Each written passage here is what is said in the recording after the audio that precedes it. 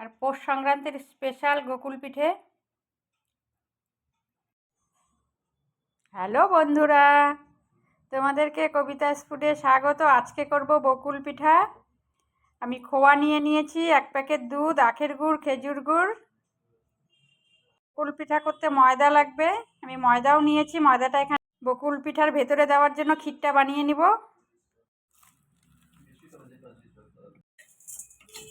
আমি খোয়াটা বসিয়ে দিয়েছি,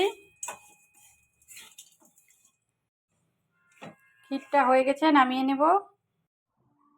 গোকুল পিঠার ক্ষীরটা আমি করে নিয়েছি, এখন গোল গোল করে বড়ার সাইজে করে নিব। গোকুল পিঠে আজকে আমি রসে ডুবিয়ে করছি, তোমরা চাইলে এটা দুধেও জাল দিয়ে করতে পারো। এই সাইজের বানিয়ে নিব আমি ছোট ছোট করে, একটা একটা করে সবগুলো এইভাবেই বানিয়ে নিব। গোল গোল করে বড়ার মতন করে ক্ষীরটা সবগুলো করে নিয়েছি। একদম পরিমাণ ময়দা নিয়েছি, দিয়েই রেডি করতে হবে, জল দিলে হবে না। আমি এখানে দুধ দিয়ে দিচ্ছি।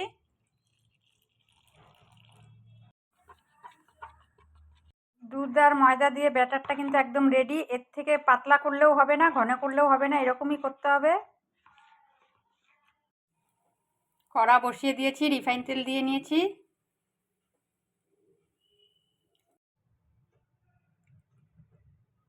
ক্ষীরের পুরটাকে আমি ব্যাটারে ডুবিয়ে নেব।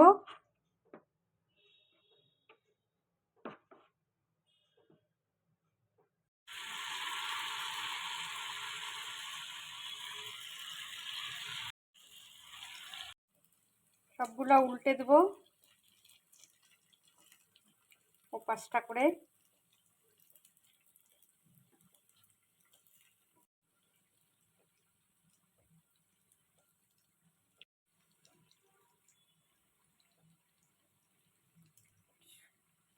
সুন্দর হয়ে ফুলেছে, ক্ষীরের বড়াগুলো কি সুন্দর ফুলেছে।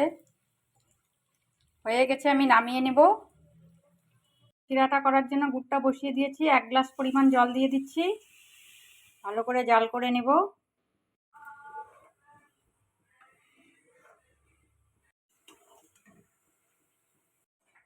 গোকুল পিঠায় দেওয়ার জন্য আমার শিরাটা হয়ে গেছে।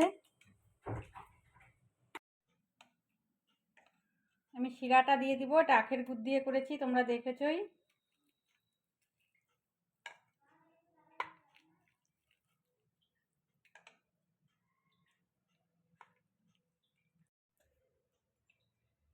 পনেরো 20 মিনিটের জন্য এটা রসে ডুবিয়ে রাখবো।